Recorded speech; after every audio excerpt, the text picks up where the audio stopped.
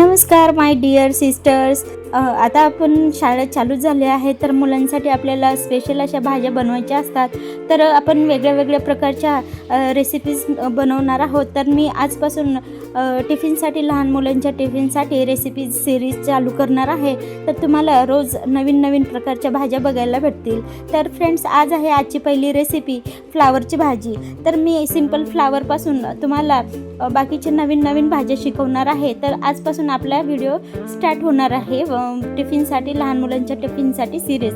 तर फ्रेंड्स, मी इथे सर्वात अगोदर अर्धा किलो फ्लावर घेतले आहे आणि तुम्ही इथे बघू शकता मी कशा प्रकारे कट करत आहे. काही म्हणजे आपले सिस्टर लोक असे म्हणजे गोल गोल गावाकडल्या टाईपने फ्लावर कट करून घेतात. तसं न करता उभे उभे चिरून घ्यायचे आहे, जेणेकरून टिफिनमध्ये दिसायला छान आणि मुलंसुद्धा आवडीने खातील.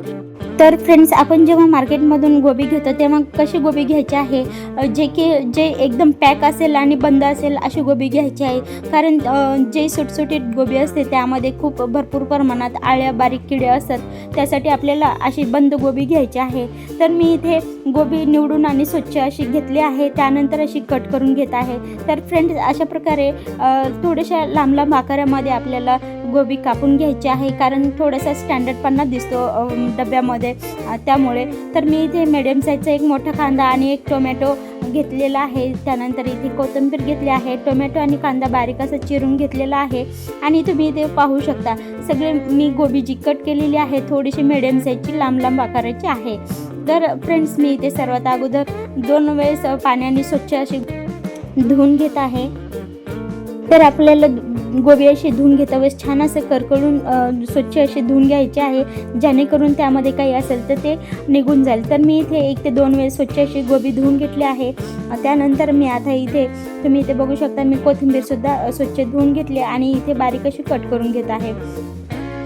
कांदा आणि टोमॅटो आपल्याला हे कंपल्सरी भाजीमध्ये टाकायचंच आहे, जेणेकरून आपल्या मुलांना विटॅमिन्स वगैरे मिळत असते. आणि कांदासुद्धा नजरेसाठी खूप चांगला असतो. त्यासाठी मुलांना खात नसेल तरी तुम्ही थोडं थोडं म्हणजे खाऊ घालण्याचा प्रयत्न करायचा आहे.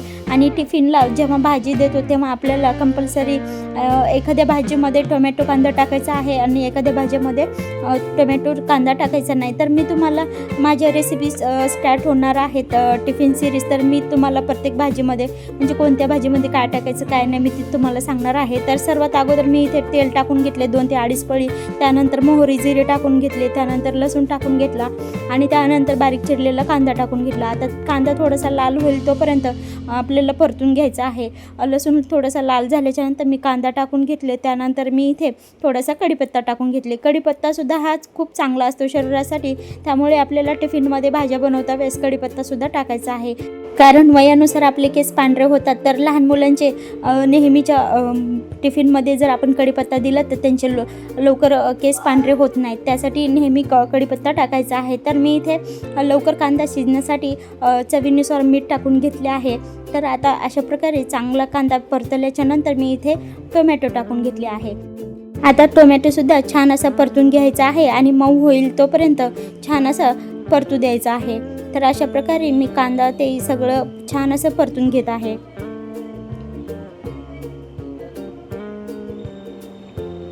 ते 1 मिनिटानंतर मी आता टोमॅटो थोडंसं मऊ झाल्याच्या नंतर मी वरून काही थोडीशी कोथिंबीर टाकली आहे. कोथिंबीर काही आपल्याला तेलामध्ये टाकायची आहे मटेरियलमध्ये आणि काही वरून टाकायची आहे, जेणेकरून काही तेलाची कोथिंबीर छान अशी चव देते आणि वरून टाकलेली ताजी फ्रेश कोथिंबीर अजून जास्त चव देते.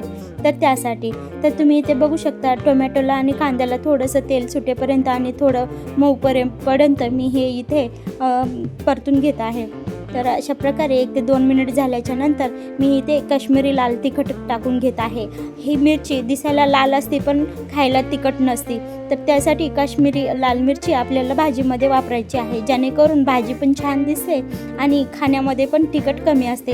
कारण लहान मुलांना तिखट थोडंसं कमी द्यायचं असते, कारण त्यांना सूज लागू शकते त्यासाठी. तर मी इथे कांदा लसूण मसाला टाकून घेतले, काही हळद टाकून घेतले आणि मसाला पण थोडासाच टाकायचा आहे. आणि मी ही भाजी सकाळच्या टाईमला म्हणजे सगळ्यांसाठीच बनवते, त्यासाठी मी इथे थोड्याशा प्रमाणामध्ये लाल तिखट आणि मसाला टाकून घेते. त्यामुळे भाजी खूप छान अशा प्रकारे बनते. तर तुम्ही इथे बघू शकता मी आता फ्लावर पूर्ण टाकून घेतले. आता छान असं परतून घ्यायचं आहे.